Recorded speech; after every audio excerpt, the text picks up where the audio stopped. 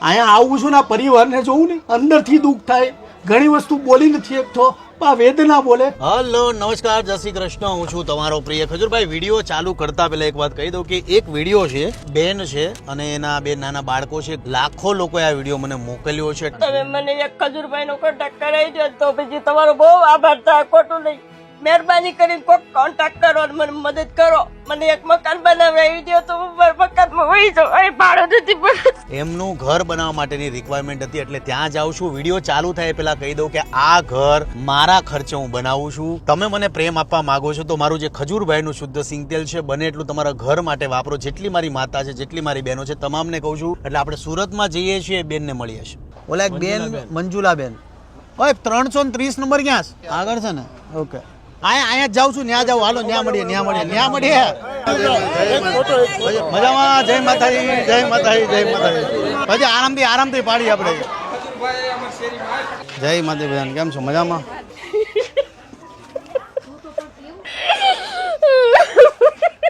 રોમા માજી. શું નામ છે તમારું? મંજુલાબેન. મંજુલાબેન. ક્યાં છોકરા ક્યાં છે તમારા? આ તમને પગે લાગી ગઈ. શું નામ છે બેટા? આદિત્ય. છોકરો છોકરી ને હું અમે ત્રણ જ રહી. મારા ઘરવાળા લોકડાઉન મારો કોરોના હતો ને એ વખતે દવા પી ગયા છે, અનાજમાં નાખવાના ટીકડા પી ગયા છે. પણ એ કોરોનામાં નહીં, પણ અનાજમાં નાખવાના ટીકડા અહીંયા વચ્છરાજ હોટલ છે ને સીમાડા નાખા બારોબાર પીને આવ્યા ને ઘરે આવીને પછી વાત કરી કે મેં અનાજમાં નાખવાના ટીકડા પીને આવ્યો છું કે. કેમ પી ગયા તો એ દવા? એ અમારા કાપડની દુકાન હતી. કોરોના પહેલા લોકડાઉન પહેલા એને માલ ભર્યો હતો. તે એમાં માલ ભર્યો હતો ને તે બાકીમાં માલ લાવ્યા હતા અને લઈ જવા વાળા બધા બાકીમાં લઈ ગયા. પછી જે જગ્યાએ બાકીમાં લાવ્યા હતા ને માલ તે એ લોકોએ ભી કરી અને કોઈ અમને વાત કરીને અને પપ્પાએ આવી રીતે આમ થયેલું છે ને મેં આમ કર્યું છે. પછી એ જે માણસે ભી કરી તેનું નામ બામ કાંઈ ન કીધું. ઠેઠ સુધી ઘરે આવીને 10 સાડા 10 વાગે આવીને વાત કરી તો છોકરે આ ફોટા લીધા, સેલ્ફી લીધી. આ ફોટો એ દવા પીને આવે ત્યારનો છે. જે દિવસે દવા પી દીધી આ ફોટો પાડ્યો. હા, એ દવા પીને આવીને છોકરે અને પછી એને વાત કરી કે મેં આમ કર્યું છે એમ. ત્યારે એ ફોટા પાડે ત્યારે નથી કહેતા કે મેં આવી રીતે કર્યું છે ને એમ. છોકરે આરે સેલ્ફી લીધી અને પછી એને વાત કરી કે મેં આમ બાટલી બતાવી કે આમાંથી હું અનાજમાં નાખવાના ટીકડા કે 4 પી ગયો છું કે. પછી મેં તરત જ મેં બધી બોલાવ્યા ને દવાખાને લઈ ગયા. પછી ત્યાંથી 3 ટીકડા કાઢી નાખ્યા પણ એક ટીકડી નો નીકળી એમાં વયા ગઈ. કેટલું ભણશો તું? 7મું. હવે હું કામ કરશો તું? પીરસવા જાઉં છું. જે આમ લગન પ્રસંગ હોય ને પછી આમ કોઈ કહે ને કે આયા પીરસ તો હું તને 200 રૂપિયા આપું તો ના જાઉં. 7મું ભણ ને પીરસવા જા, 200 રૂપિયા આપે. હું 3 વાગે જાઉં, 11 વાગે આવું. તાર મોટો થઈને હું બનું? ટીચર. તો પછી અત્યારે આ ઉંમરમાં 14 વર્ષે તું કામ કરવા મળે તો ટીચર કેવી રીતના બને? પપ્પા હતા ત્યારે બહુ સારું હતું, અત્યારે પછી હાવ રોવાઈ જાય. અડધી રાતે રોજે રાતે મળતી રોવાઈ જાય છે પપ્પાની યાદમાં.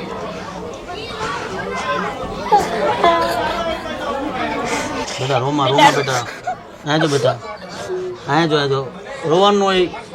સ્કૂલે કઈ સ્કૂલમાં ભણશો તું? સરકારી વરાછા ઢાળ કવિ વરાછામાં ભણશો, સરકારી સ્કૂલમાં. તું બેટા? અરે તું રોચો હું કામ? રોવાનું ન હોય બેટા. ઘરો સાંજે એમ થાય ખજૂર ઘર બનાવી દે, આપણું બનાવી દે, ક્યારે બનાવી દે. હા, ઉદાસ થઈ ગયા. મેં કીધું ખજૂરભાઈ કેમ નો આવ્યા? ખજૂરભાઈ અમે ક્યારના ચિંતા કરી, ખજૂરભાઈ ટ્રાફિકમાં ફસાઈ ગયા છે, ખજૂરભાઈ શું થયું હશે. ચિંતા બિંતા છોડ દો. સુરતમાં જો ને, મારો જન્મ સુરતમાં છે. મકાન બનાવવું છે. મકાન બનાવવું છે? કયું ગામ છે તમારું? લીલીવાવ. પાલીતાણામાં લીલીવાવ ગામ છે.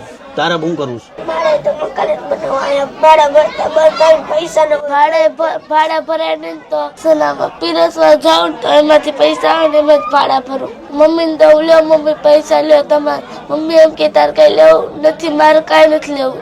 આ પૈસા આવે એ તેમાં ખુશી દેવાની. ત્રીજો નંબર આવ્યો. ચોથામાં પહેલો આવ્યો તો, 5માં નતો આવ્યો, છઠ્ઠામાં આવ્યો. છઠ્ઠામાં આવ્યો તો છઠ્ઠામાં ત્રીજો આવ્યો ને ત્રીજો આવ્યો. ભણવામાં બહુ હોશિયાર છે. વરસાદ આવે ને તો આમાં પાણી કેટલા પડે. વરસાદ પાણી આવે તો પછી વરસાદ પાણી આવે પછી શું કરો? આ દોરીઓ અહીંયા હજી મેં 2 દોરી કાઢી નાખી છે. અહીંયા 2 દોરી બાંધું ને એની માથે ઓઢણી નાખું. તે પાણીના ટીપા પડે ને તે ઓઢણી માથે રહે અને અમે નીચે હુઈએ કી. મને એમ કે મમ્મી હું કામ વયો જાઉં કે હું ભણવાનું કે ઊભો થઈ જાઉં હું તમને મદદ કરું છે. પૈસા નો હોય ઘરે કઈ ખાવાનું ન હોય એટલે આ એમ કે મમ્મી હું સ્કૂલમાંથી ઊભો થઈ જાઉં હું કામ લાગુ કે ડીશું ધોવાની એમ રાખે હોટલમાં કે હું ત્યાં લાગી જાઉં કે મને પૈસા આવે તો કે મમ્મી હું તમને મદદ કરી શકું એમ. પપ્પા હતા ને ત્યારે અમે તમારો વિડીયો જોયો તો ત્યારે તમે છે ને હું કે 2 છોકરાને મદદ કરતા હતા ત્યારે સાયકલ શીખવાડતા હતા પાછળ. હા અભિયાન જય ઈ વિડીયો તમે જોયો તો તમે નાના હતા એને અમે વિડીયો જોયા હતા. પપ્પા એમ કહેતા કે આ ભાઈ તમારે તો મોટું છે આવું બનવાનું એમ કે પપ્પા. અને હકીકતમાં એક પપ્પા બહુ સારા હતા, બહુ એટલે કોઈનું ખરાબ નહીં કર્યું. તો જોતા ને લોકડાઉન હતું ને ત્યારે જે બધા ઓલા ગરીબ હોય ને એને ખીચડી વેચવાના હતા.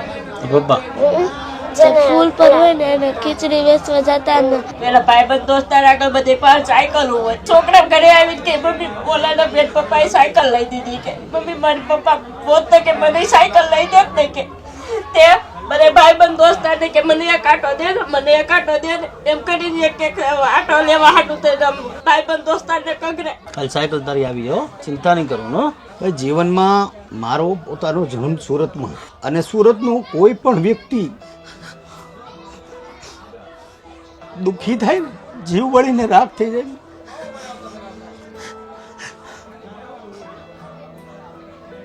બે નાના છોકરા પોતાના જીવનમાં કેટલો સંઘર્ષ કરે. એટલે આવા લોકોને જરૂર છે. તમે લુખાઓને જેને જરૂર છે એવા લોકોને પૈસા આપો ને, આવા લોકોની મદદ કરો. અને સુરતમાં સુરતમાં હું નથી પણ જેને જરૂર છે એને તમે નો આપતા હો ને તો તમારી પ્રજા છે ને બધી લુખા જેવી જ થવાની છે. અહીંયા આવું છું ને પરિવારને જોઉં ને અંદરથી દુઃખ થાય.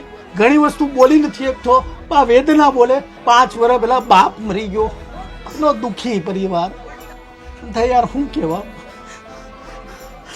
ક્યારે હું રોતો નથી અને મને રોવું ગમે નહીં. ઘણી વાર રોવું તો લોકો એમ કે ભાઈ તમે રો તો અમને રોવું આવે. યાર ગરીબ છે ને એ ભગવાન છે, ભગવાનને પૈસાની જરૂર નથી, જરૂર આવા લોકોનો જ. તમે આની યાર ઉભા રહો ને તો તમારી પ્રજા છે ને આગળ સુખી થાય.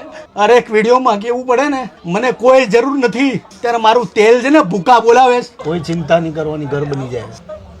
કોઈ ચિંતા કરો, રોવામાં રોવાનું ન હોય. એ તમારા બેન ભણવાનું, વ્યસન નહીં કરવાનું ક્યારેય. મમ્મી વચન આપ મને ક્યારેય વ્યસન નહીં કરો અને ભણી ગણીને આગળ વધશો. અને કામ બામ નહીં કરવાનું, ભણવાનું. અને આજ કરિયાણે પૈસા ટકે મૂંઝાવાનું નહીં, તમારું ઘરે બની જાય. બરાબર? ગામનું એડ્રેસ મને કહેજો, તમને ઘર બનાવી દઉં, ઘરની બાજુમાં મસ્ત દુકાન બનાવી દઉં.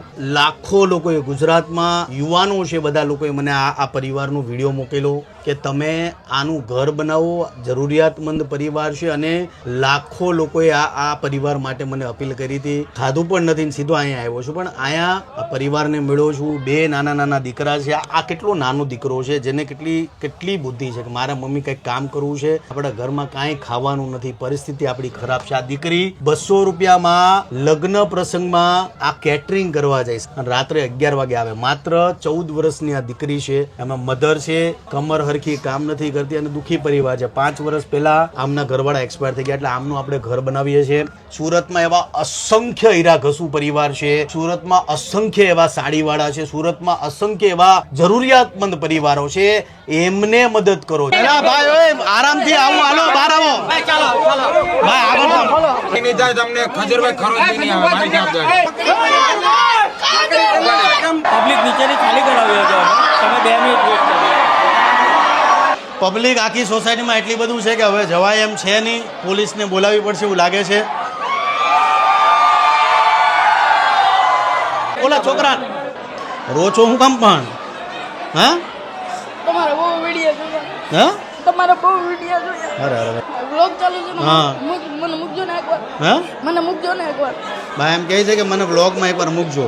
તો ભાઈ પ્રોમિસ કર કે વ્યસન નહીં કર વ્યસન નથી, અને ભણવામાં ધ્યાન આપીશ. અને મોટો થઈને હું બને, કલેક્ટર.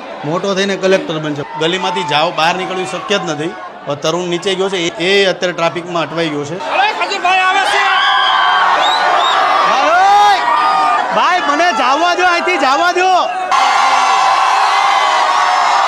અત્યારે સિચ્યુએશન એટલી ટાઈટ છે, પબ્લિક બહુ છે બહાર. સુરતનો પ્રેમ છે આ. હવે અત્યારે પોલીસને બોલાવે છે, પોલીસ આવે પછી અહીંથી નીકળીએ આપણે શાંતિથી. એટલે આ દિલથી આભાર સુરતનો કે જ્યારે સુરતમાં આવું છું બહુ પ્રેમ આપે છે. આવે છે પોલીસ, આવે છે, પોલીસ આવી ગઈ. સાઈડ પર રહ્યો બધા. સોસાયટીના પ્રમુખ છે અને આવી સિચ્યુએશનમાં આ મને ઘરે ચા પીવા લઈ જાય છે 1 કલાકથી આ પોલીસ વાળાને કેવી છે